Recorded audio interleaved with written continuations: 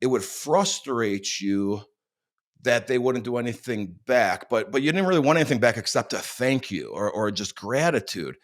And then it sounds like, David, over time, you learned not even to expect that or even want gratitude. You just want to do it, not even expecting a thank you. And that, my friend, is something that I have to wrap my head around because I'm not at the maturity level there. And I gotta think you weren't always either. So could you talk about this a little bit? Yeah, this is a major paradigm shift in my life, and it's taken many, many years. I'm 54 years old, and I've been through a journey of messages and lessons. And one of the greatest lessons is this paradigm shift of the difference between a world of not enough or just enough and a world of more than enough. See, most people live in a world of trade negotiation, of just enough or not enough. They give to receive.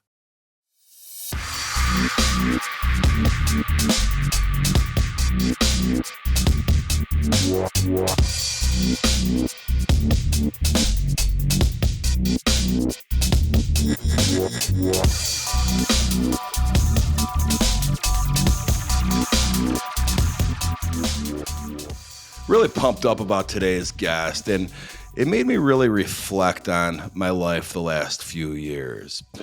When I sold my insurance company back in 2015, I had to work at the company that bought mine for about 5 years afterward. And it was after that time where I'm like, oh shit, what am I going to do now with my life? And I retired briefly and really didn't have much of a purpose or know what to do. And, you know, I decided to challenge myself, get a little outside of my comfort zone because I could have just got back into insurance and freaking copy and pasted what I already did in life and just make more money, probably faster, doing the exact same shit. But I realized, you got one life to live, man. You're only here on this planet once. I got two kids. You think my kids are looking at me like, whoa, dad does insurance. Dad sells insurance. That's cool. They like the shit that came from it, but we're going around bragging about daddy selling insurance. And, because really, I sold my company to a private equity firm, but at the end of the day, I was really just a glorified insurance salesman. At the end of the freaking day, Obamacare, the Affordable Care Act, HMOs, PPOs, self-funded health plans, these are not fun topics. These are not great dinner conversations. Yeah, it was lucrative for me, but it was freaking boring, man. It's not fun to talk about. So, what am I going to do on this next chapter? Next volume, really, of my life. I was only 42 years old, man. Decided to get outside of my comfort zone. I could do anything I want. Well, go do it. You hear that all the time. What do you need to change in your life to make you happy? What do you need to change in your life to do things that you think you can't do right now? For me, it's a matter of just doing it. You know what? I'm going to put myself in the room of people that I thought were kind of untouchable. Yeah, man. Next thing I know, I'm going to be I'm going to be hanging out with Post Malone playing blackjack one night, and I'm going to talk about cigars with Michael Jordan one night. These aren't things that I thought I would be able to do 2.5 years ago, but they're things I'm doing now. Why? Because I put myself in that freaking environment. I bring shit to the table just like they do. They're just human beings. The easiest thing would have been for me to stay in my little bubble, make a few tens of millions of dollars more, selling insurance again, selling out to private equity, and then do another employment contract. And then boom, now I'm 54 years old. Yay, but look at all this money I got. Cool, look at me. Fuck that shit, bro. Insurance got enough of my life already. I don't need to do that shit. I'm going to do something more exciting. So scale this back or scale this forward to your life. What could you change, or what are you scared to change, or what have you not gotten around to changing in your life to put you in a spot or in a room that you didn't think you could ever be in, with people that you didn't ever think you would hang out with? You bring something to the table just like they do. They're human beings just like you. My guest today has a lot of cool experiences, and he's one of the dudes I met from being in these rooms the last few years. Not gonna lie, he's an all right dude. And he's around some people that he's put himself in the right rooms as well. You know, if you want to ask that girl on a date, and the girl looks like this and acts like this, you better go to places that those types of girls hang out at. Maybe it's the library if that's your type. Maybe if it's a nightclub, if it's another type. What are you trying to do in your professional life? Who do you want to be? Who do you want to hang out with? Put yourself in the right environment to achieve that. If I didn't do this the last couple of years, I can't tell you how many life experiences I would have missed out on. Now, let's bring out our guest. David Meltzer is a legendary sports executive, entrepreneur, and investor. David is the co-founder of Sports One Marketing and formerly served as CEO of the renowned Lee Steinberg Sports and Entertainment Agency, which was the inspiration for the movie Jerry Maguire. You had me at hello, David. I'm sure you've never heard that one before. He is also the executive producer of the Apple TV series 2 Minute Drill and Office Hours that I have been featured on. Let me point that out. His life's mission is to empower over 1 billion people to be happy. This simple yet powerful mission has led him on an incredible journey to provide one thing: value. David Meltzer, welcome to the show. Thank you for being here, man. Thanks for having me. I'm excited that you're doing this. I'm excited for your knowledge to be poured into others and to bring in other minds to see what's important to you and what you think other people can pour into other people. So you're amazing. Thanks for having me. Well, hey, man, I appreciate that. And, we've been friends for a couple of years now. And it's always nice when you have a personal connection with somebody and you could combine that with business or vice versa. And I think we've done just that. And I'm going to tell you what, man, I was doing some research for this show. I found out some things that I didn't even know about you. Okay. So you're this business influencer. I don't even know if you'd call yourself that, but I'm finding, all right, you're friends with Ed Mylett. You're friends with Gary Vee, other business influencer types. And I got to just ask you, man, is there like a secret society of like a friend group you guys all hang out in, like a clique? And how do I get to be in this club, bro? Because I'm working at it. I want you guys to it's like, pick me, man, pick me. Yeah, I know. And I think it's interesting. There is a men's group I have, and it includes a lot of those guys. Gary's kind of separate. He's in an island by himself, and I'm blessed to have been friends with him over the last almost 6 years now. And he's probably had the most impact on my influencer portion of what I do. But I'm blessed for people like Ken Clothier and Ed Mylett and Jim Quick and Dan Fleischman. And there's probably a group of us that all collaborate together. We go out to dinner together, and we'd love to have you part of that group. And look, I think the bigger point is that notice everybody that John, number one, figured it out. And two, he's asking, right? Because we're looking for people with a higher vibration or frequency. And the only way you get better, like I always say, is if you're the smartest guy in the room, you're in the wrong room.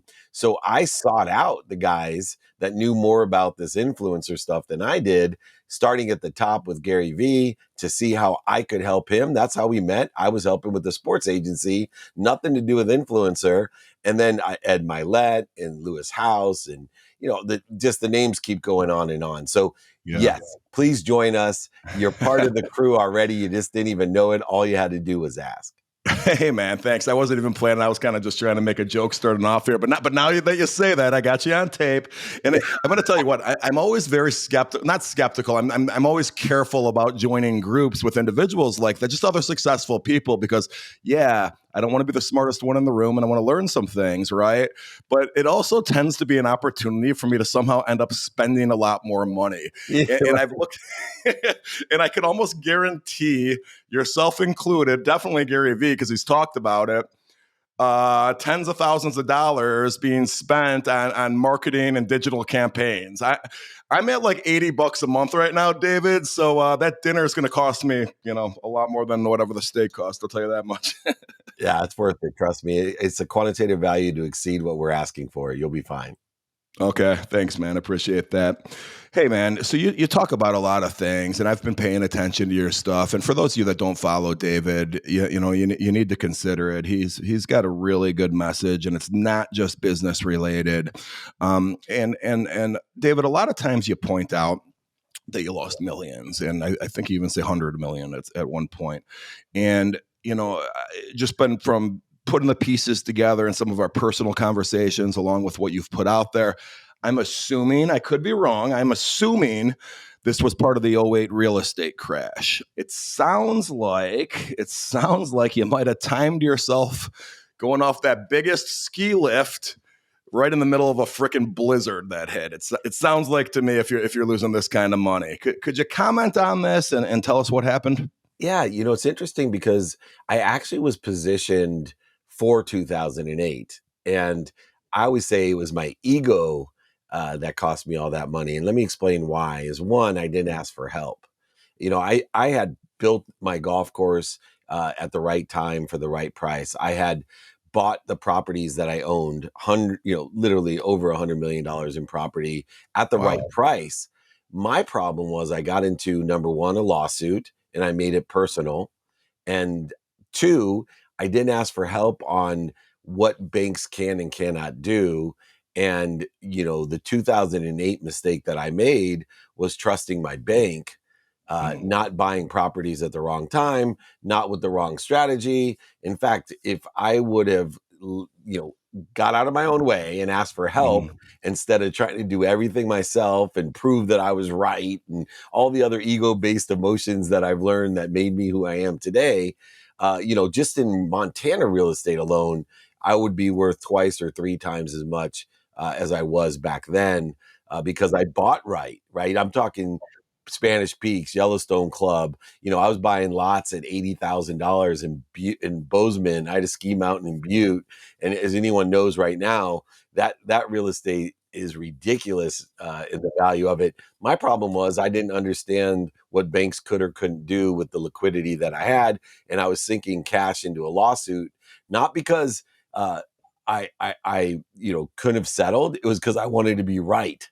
It was an ego I see. based, and so I tell people all the time, it wasn't quite that I was overextended. It was I didn't ask for help, and I had some ego lessons to learn. Now, on a personal side, 2 years earlier, I had already transformed myself from being that narcissist, egotistical, I can do everything myself, surrounding Hmm. myself with the wrong people and the wrong ideas. I Right. never would have been in the group I'm in today way back then because I surrounded myself with a-holes. Yeah. So a lot of people that experience that shit in '08, on a much smaller scale than you. Okay, what did we do? We probably had a HELOC against our existing equity, and whatever, or the mortgage rate, the arm came up and our rates doubled, or our payment doubled, and then we go to refinance and we can't because we're upside down on the thing. You're making it sound like your problem was a little bit different than that. Yeah, I was Yeah. thinking cash into a lawsuit, and I ended up having lost the lawsuit because of and it had a malpractice settlement that's coming my way. But my biggest problem was I went to my bank. I thought I had about 40 million to leverage, and the bank wasn't in a position to let me leverage it. So they said, "Hey, we just can't give you that line anymore." And I'm like, "What? Like, you can't do that?" And they said, "Oh, yes, we can." I knew I was in trouble. I went to the bank. Is a private bank in San Diego. I went to the bank and I had the same private banker for 10 years, right? Yeah. Like, we're family. And all of a sudden I went in and he left. He went to New York, and here's your new guy. And when I sat down with my new guy to pull some money, right? He looked at me and said, "No, what's your name?" And I said, "Oh shit. I had screwed the pooch. I don't know what I don't know. I got Oh worked. God. I got worked. I get it. I knew where I was at, and I knew. So then, of course, when you need that much money, it's very difficult to borrow it when Yeah. your own bank, who's holding a lot of the assets, and that bank ended up going under by itself. But I had Okay. no idea if I Not did. because of you. No, there's plenty of rich San Diego guys that had the same although problem. although your banker might have left because of you, maybe maybe that's why he was asked to leave. But it's funny because I know billionaires that had the same experience in London and Uh-huh. England, that had $200 million calls. And they switched the banker. They had like 60-year relationships with the bank, Oh and man. they went in there, and the Yeah. banker was different. It's a great lesson. Look, I tell you this: the bigger lesson is this: you give meaning to the defining moments of your life. And at that time, I didn't give it the right meaning, but 16 years later, I will tell you, I give great meaning to what I did and take accountability. And that has allowed me to be in the position I am today, better economically, better personally, better marriage wise. I'm a better person because I learned those lessons and because of that defining moment. I love that. I love that, and your message is very clear with that, and I think for what you do, David, it's not just the simple, overcoming adversity lesson. You're so much deeper than that. You talk about your spirituality. You talk about literally helping people. Sometimes it sounds a little cliche coming from others, but you talk about the universe giving back, and you're not saying it just to say it. You actually mean it, and you have foundation behind it to back it up. So thank you for what you do out there, man. That's pretty cool. I'm gonna switch gears a little bit here, and David, I'm gonna ask the audience. I don't know if you're gonna know this answer or not, but don't chime in. Let's let the audience play around, all right? And David, you're gonna know immediately where I'm going with this, I think. So, question for the audience: what were the Houston Texans called before they were the Texans? Raise your hand if you said the Oilers. You would be wrong. They were always called the Texans. Let me explain why. See, David knows. In 1996, the Oilers moved to Nashville. For the next couple years, they were called the Tennessee Oilers. In 99, the Oilers decided that, you know what, this has nothing to do with Tennessee. We're kind of tipping our hat to the city we left by calling ourselves the Tennessee Oilers. So they changed their name to the Tennessee Titans. Not till 3 years later, in 2002, the NFL issued a new franchise to Houston, and they named themselves the Houston Texans. Well, why didn't they just call themselves the Oilers? Because the old Oilers owned the rights to the name, and they didn't have access to it. Wah, wah, wah. So, if you thought the Houston Texans used to be the Oilers, you were wrong, and that was a trick question. Use it at your next football party. So why the hell am I bringing this shit up with David Meltzer on this show? This has nothing to do with changing the world and impacting billions, John. The millennials listening don't even know what a Houston Oiler is, okay? But David started a sports marketing company with probably the most famous, definitely one of, if not the most famous Houston Oiler, the quarterback in the 1980s and beyond, and I think maybe even started earlier than that, Warren Moon. David, I have the opportunity to be business partners or co-investors with some pretty big names out there right now. Kevin Garnett, the former NBA player, Aaron Rodgers, who, he doesn't need an introduction. I'm involved in a couple other things. I had Roddy White on the show before. Justin Fields, I'm a co-investor on something with. Could you talk about how's a guy like you hook up with a guy like Warren Moon in the first place? And the fact that you're in a sports marketing business, how important is it to have a name like Warren Moon involved with you? Yeah. Well, first of all, I was blessed to meet Warren Moon as a partner in the most notable sports agency in the world. So I was hired because of not only my law degree, my sports background, but most importantly, my technology background and my ability to raise money as CEO of Lee Steinberg Sports and Entertainment. Most people know Lee from the movie Jerry Maguire. Cameron Crowe had followed him around and made the movie about our firm. Well, little did I know until the first day sitting in my office that Warren Moon was not only a client, but was a partner in the firm. And what And year is this? this is 2006. Okay. And he had just been inducted into the Pro Football Hall of Fame. He is the first African American quarterback in the Pro Football Hall of Fame.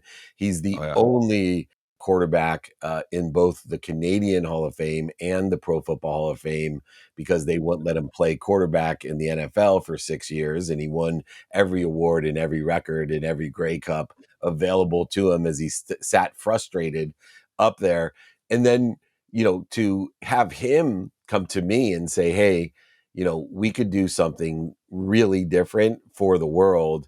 Let's start a sports marketing company about making money, helping people, and having fun. Let's leverage all of these clients that Lee has, all the events, Super Bowl, Pro Bowl, Masters, Kentucky Derby, Breeders' Cup, ESPYs, Emmys, Oscars, Grammys, and do it for charity.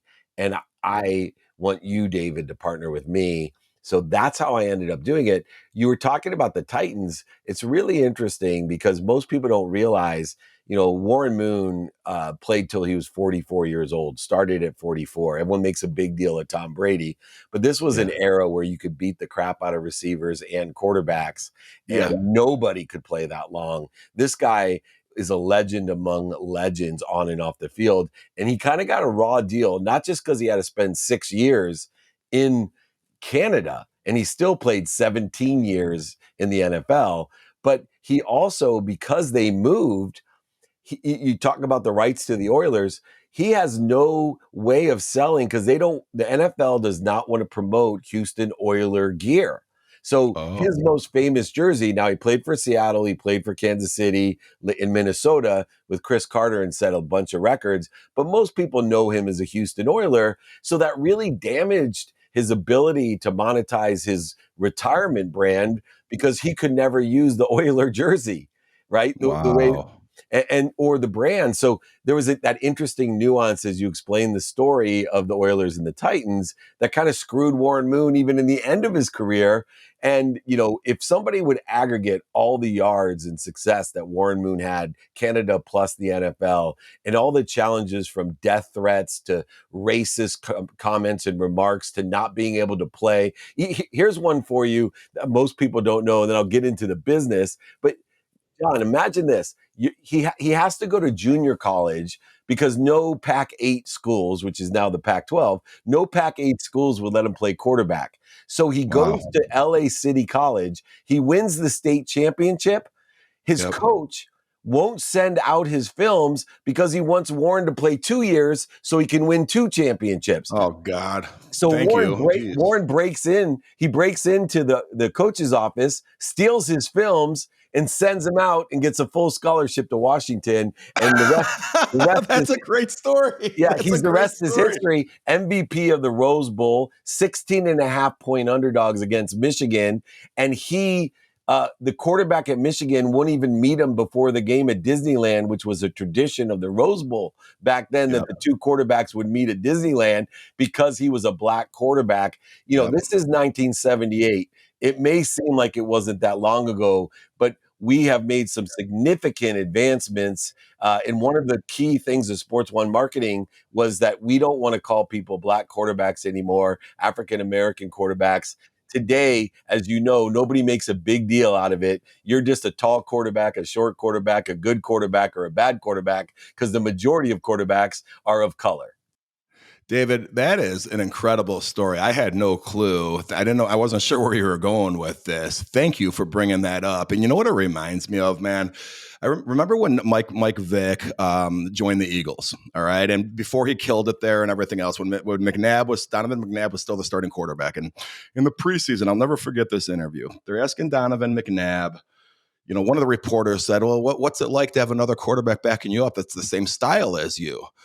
And he referred to Mike Vick as in the same style as McNabb like twice. McNabb stops and looks at the camera and goes, why does everyone keep saying we have the same style? We don't play anything alike. And Donovan McNabb plays more like Warren Moon. Mike Vick plays more like, RG3. Like they do have nothing to do with each other except one thing that the reporters were seeing, right? And I'll just never forget it. McNabb stopped the press conference and looked at him.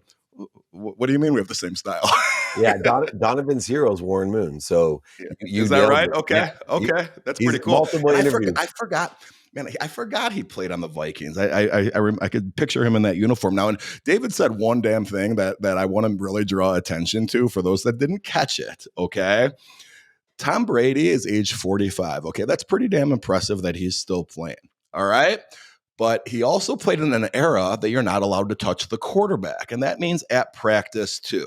I'm 45 years old. I played against Tom Brady when he was at Michigan. We literally played against each other. And I'm a Tom Brady fan. I think he's the GOAT. Okay. But I will tell you this, there is no way in the world a tight end would still be playing at the age of 45. It's impossible, or a running back or any other position for that matter. So the fact that Warren Moon did do that basically till age 44 in an era where quarterbacks still got the shit beat out of them is truly amazing. I mean, that's awesome, David. Thanks for sharing that, man. Yeah, and don't forget you could molest the receivers as well. So he had tighter windows to throw in and scared receivers coming across the middle because you could target them. And so Yep. there's a lot of nuances that if Warren Moon played the next 17 years, I think Yeah. you would see that records would you know who John Brankus is from Sports Science? He did he's the guy on ESPN, he has Sports Science, and they do all the math. Anyway, Okay. he actually took the videos of all the quarterbacks to see who had the most perfect spiral, and Warren Moon mathematically had the most perfect spiral. Really? Yeah. Okay. All right. I like it. I like it. So you and him, it was a compliment to what you were doing with Lee Steinberg, or it was a competitor of Lee Steinberg? No compliment. In fact, Lee was in rehab. He didn't admit at the time that he was an alcoholic. And so Warren Moon and I went through 3 years of people kind of, hitting us up saying, how can you do this to Lee? Leave him, because nobody knew he was having personal problems. But thank goodness Lee, went through his program and is sober, but he went public. And we received, Warren and I, when Lee went public about his personal issues with alcoholism, we had so many people reaching out to apologize to us, that thought we were screwing over Lee when we were saving Lee's life and keeping his issues private. Yeah, and that's a good colleague and a good. I don't know if you guys are friends, but a good friend too. We're good friends. We're all as much as you wanted, as much as you probably wanted to save face by saying, "Well, look, here's what's really going on," and good for you, David. I want to get into a little bit more of what you talk about as an influencer, but before we do that, you had mentioned to me once that, and you've mentioned it, I think, publicly as well, that you were on the legal team at Samsung back in the 90s, I believe. We've had a lot of investors on here. Everyone's dream, all right, not everybody's dream, but I think a founder's dream is to IPO one day. And David, it's going from from private to public on an IPO. That's just a walk in the park, right? It's easy, right, man? Oh my God. I was CEO of the phone division, and nobody really, the smartphone division, they didn't even call them smartphones. But, I've been blessed. I got out of law school. The first company I worked for, our exit in 1995, Thomson Reuters bought West Publishing for $3.4 billion. That was a private exit, which was amazing. I mean, $3.4 billion in 95, 70% owned by one person privately. We had an amazing experience, and I was in my early 20s. To have that experience with Samsung as well, and then to become the second largest manufacturer of phone, that's why I got hired by Lee. People are like, how'd you get that job? Every frustrated Jewish kid that played sports wants to be a sports agent and work for Lee Steinberg. How'd you get the CEO job? Because nobody else had a technology background, and Lee saw the future in sports because he's a visionary. He saw the future in sports involved in technology. If you didn't know technology, he thought, back then it was websites and blogs. He said if you didn't know technology, you weren't going to be surviving in 2020. And as you know, sports have to intermarry with technology, and that's why I ended up with the job. Well, and here we are in 2022, right? And anybody that watches your show, you get some big name athletes on, some from back from the Warren Moon era. Some, my friend who I met actually through you at your show was Austin Eckler, one of the great running backs in the NFL today. And we actually co-invested on something. I don't think I've even told you that, David. Yeah. He told me. But then back from the Warren Moon era, you had Eric Dickerson on your show. So you obviously have stayed very well connected to the sports world while you've moved in so many other directions. Yeah, no, especially the last 5 years, I've transitioned into the entrepreneurial investor space, more focused in on it. But I've always seen And from the movie Jerry Maguire, I learned this. I've always seen sports as a backdrop. People talk about their favorite sports films and they'll mention Jerry Maguire. And I laugh. I'm like, Jerry Maguire is not a sports film. It is a love story with a sports Nice. backdrop. And so Yep. my business is a business with a sports backdrop. So I do business around the Super Bowl, Pro Bowl, Masters, Kentucky Derby, Breeder Cup. I do business with Austin Eckler. I do business with, guys like the Hall of Famers, Warren Moon and Eric Dickerson, Troy Aikman, all the great ones, boxers like Evander Holyfield, to Sugar Ray Leonard is a great friend. So I think, relationship capital in sports, if you have a passion for it and you want to do business, it like you have a great backdrop. You're doing business with Justin, you're doing business with Eckler. That's the way to do it because you're helping them make money. They like you more than if you're taking money from them. Right. I like that. I like that. I got to meet. You got me thinking of Jerry Maguire. Now I got to meet Cuba Gooding Jr. Yeah. once, and I'm assuming everyone goes up to him dropping Jerry Maguire lines. So when I met him, I dropped the Boys in the Hood line instead. He was like, "All right, the little change. Thank you, thank you." Nice. Yeah.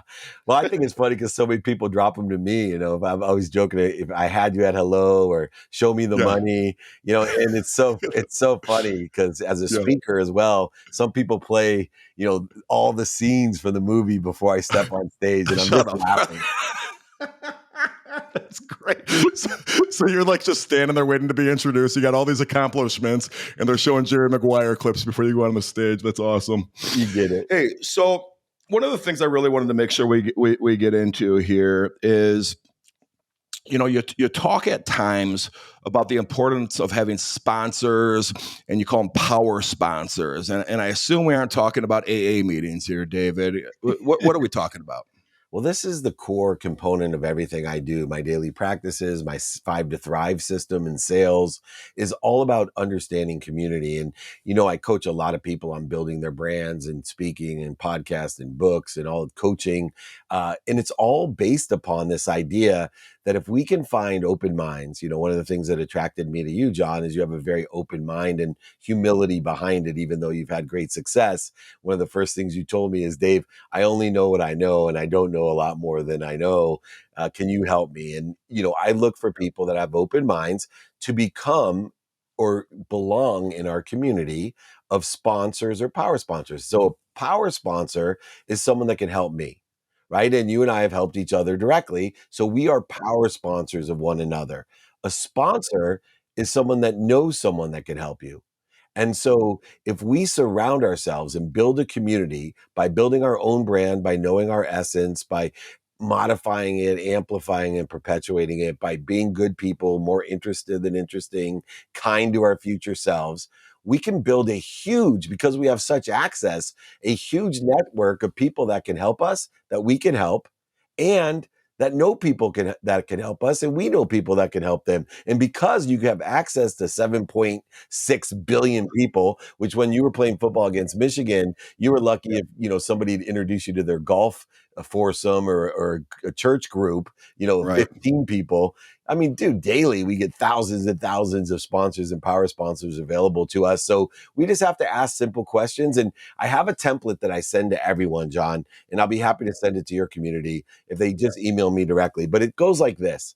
Hey, once I know you have an open mind, hey, John, what do you do concerning this? What are you doing for solar? What are you doing for sports feed? What are you doing? Whatever. Then I ask you, what do you like about it? Now I get an emotional attachment to whatever issue we want to share a vision on. Then I ask you what you don't like about it. When you tell me what you don't like about it, it's an opportunity for me to be a power sponsor or a sponsor, because I can say, hey, would it help you if I got you a babysitter? Would it help you if I ran by, and got you a sandwich, or, go by the doghouse and get you a Vienna beef hot dog? Whatever it is.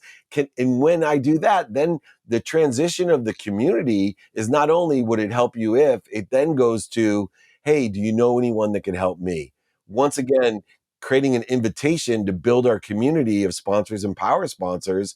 And this is the secret sauce of everything I teach. It's the secret sauce of my mission to empower others, is I'm looking for open-minded, open-hearted, and open-handed people to be power sponsors for and of, and to be sponsors for and of. If you get yourself around the right people, what I've learned in life is that, and I understand what you're saying, that you got to ask, hey, could I help you? Could you help me? And it's not a quid pro quo. I understand that too, but sometimes you don't even need to say it. If you're around the right people that are just good people, they will recognize that you've gone out of their way for them. I mean, this happens to me all the time. I'll be in positions where I'll get invited to things, let's say, and it might not be convenient, and I can't make it. If I get invited a second or a third time and I value my relationship with this person, I don't give a shit if it's freaking at Sunday night at 9 p.m. out of state. If I'm not going to say no to the third invite because I want you in my network, and obviously this was important enough for you to invite me. Now, I'm the same way though, man. I'm an asshole. I do the same shit to other people. There's a few things. If I invite you to my house or something 3 damn times, you use that third no, or or if you have a wedding or something like that and it's a big one, if you eloped or a small wedding, that's one thing. But you don't invite me to your big wedding. I guess, are we friends? I thought we were friends. Or or have a close one that died and you don't show up to at least the wake. Or if you're out of town, send a card. I mean, I look at that and I kind of draw that line. Obviously what you're talking about with sponsors or co-sponsors, like excuse me, power sponsors is bigger than that in the terms of helping each other from a business standpoint. But I gotta say, man, there's really something to what you're doing, David. And I gotta, that's a segue into the last thing I want to ask you here. You've talked about, is actually in an interview I saw with you and Ed Milet, as a matter of fact. You talked about doing things for people and not expecting anything in return. And I think you were alluding to when you kind of started to kind of hockey stick upward in life from a success standpoint, and maybe you were able to deliver on some things financially that the people close to you or whatever weren't used to or whatever, and you do a nice thing for your cousin or your mom or whomever, and it would frustrate you that they wouldn't do anything back, but you didn't really want anything back except a thank you or just gratitude. And then it sounds like, David, over time, you learned not even to accept that or expect that or even want gratitude. You just want to do it, not even expecting a thank you. And that, my friend, is something that I have to wrap my head around because I'm not at the maturity level there. And I got to think you weren't always either. So could you talk about this a little bit? Yeah, this is a major paradigm shift in my life, and it's taken many, many years. I'm 54 years old, and I've been through a journey of messages and lessons. And one of the greatest lessons is this paradigm shift of the difference between a world of not enough or just enough and a world of more than enough. See, most people live in a world of trade negotiation, of just enough or not enough. They give to receive. And they then live what I call in a zero sum game, meaning if I give, then I'm at a loss. And if I receive, I'm at a gain. And what I've been able to do through the lessons I've learned is shift the paradigm from zero sum, where everything's a trade or a negotiation, where you have winners and losers and comparisons, all thieves of joy, by the way, and live in an abundant world where I'm confident almost all the time. I spend minutes and moments in scarcity still, or zero sum game still, but I live in a world of value add where when I provide something to someone, I'm adding value, and that's the gift. And when I ask you for something, I'm adding value as well. When someone's asking me for something, I'm adding value because the universe is growing, expanding in value. It's not a quid pro quo or a trade. There's no winners or losers. And I've been able to work through this mindset to feel confident that not the more I give, the more I receive, but I actually believe the more I receive, the more I can give.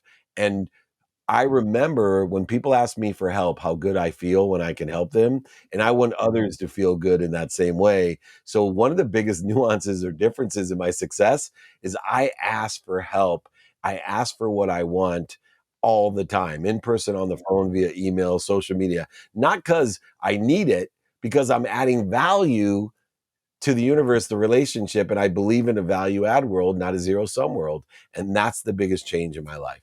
Well, and that person giving you the feedback that you asked for help from probably, as a direct result feels more important as well, especially coming from somebody like you. Oh shit, David Meltzer's asking me for help. I just thought I was another face to him. Oh shit, this is nice. And I know you don't position yourself that way, David, but it's the reality. And I think anybody that's it's something I'm kind of learning too. And my brother actually said to me once, dude, what do you give a fuck what they care about you? Like, dude, like they're not doing this or not inviting you to this to be mean. They don't think you give a shit about what's happening down here, man. It has nothing to do with you. Offended, man. Exactly. What are you doing to participate in other people's perception? That's what I always say. And that gives me full control. So when I'm not invited to things, because I've had people tell me, I'm like, hey, why didn't you invite me to? I don't want you at my house. My house isn't anything like your house. Like, what the F are you talking about, bro? Right? Boom. Yeah. Like, I have no need to be offended. I'm not going to participate in your perception. I'm going to participate in my perception of a positive nature to find the light, the love, and the lessons in our relationship. And more importantly, John, I think the best piece of advice I can give you as we close out is, feed those that feed you. You don't have to be offended if you're not invited to the wedding, but feed the people that are inviting you to the wedding. Feed the people that are helping you. Feed the people that can give you directions to the place where they're at. I have a strict spectrum called the feeding chain. I feed those that feed me. If you bleed me, I let you fall away. If you bleed me more, I fire you from my life. But I have no need to be offended. Yeah, dude, that is incredible. And we're going to finish up, but I do want to just drive home your point. My 45th birthday last year was out of the country during COVID. COVID was kind of winding down. I'm like, let's see who wants to go to this thing. Hoping 5 or 6 people show up. People all start saying yes. Everyone's got cabin fever. Everyone wants to go. I go, okay, well, I didn't even invite this group of people that I'm friends with out in LA, and I'm better friends with them than some of the people that are coming. Holy shit, what am I going to do now? Well, they're not going to want to come. They're like, a couple of them are kind of high up that totem pole of perception, and they're not going to want to come. I'm like, you know what, though, motherfucker? They're going to see this shit on Facebook, and they're going to be a little like, John, I thought you were one of our good friends. What the hell? You don't invite me to your 45th birthday that you had 20 people at? So I turn around and invite those 10 people. And guess what? All 10 of them freaking come. Yeah. You know what I mean? So I think it's a learning curve for everyone, man. And David, I can't thank you enough. Everyone look at the show notes. It's very clear how to find David Meltzer. Very easy to find. And thank you so much, David. Thank you, brother. And that wraps up another episode of 2000% Raise. Thank you for listening. The best way to support our show is by leaving a rating or review on all platforms you listened on. And of course, by following, liking, or subscribing. Visit us at 2000percentraised.com or at John Sarasani on TikTok and Instagram. And of course, my YouTube channel at John Sarasani's 2000% Raise. Find all the ways to follow today's guests in our show notes. Thank you for being a part of our entrepreneurial journey.